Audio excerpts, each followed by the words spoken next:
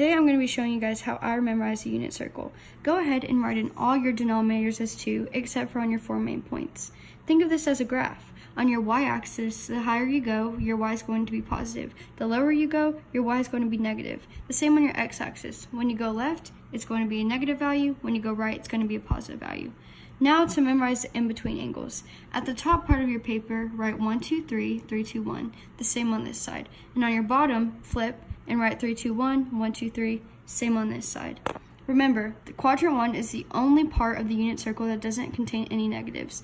So remember, go left, left is negative. Go across, all is negative. Go down, right is negative. To see this in action, 1, 3, 2, 2, 3, 1. 3, negative 1, 2, negative 2, 1, negative 3. Now, to memorize your square roots, all your numerators are going to have square roots except for 1 because the square root of 1 already equals 1. Now, to memorize the radians, start by putting a circle at your in-between angles, 45, 135, 225, and 315. And let's start with 1.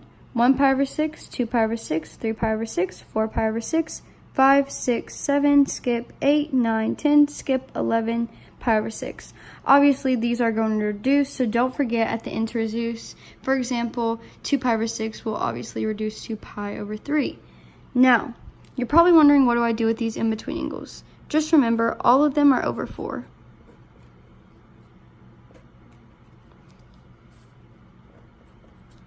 And now you're probably wondering, well, what about my numerators? Let's just remember our odd numbers. 1, 3, 5, and 7 pi.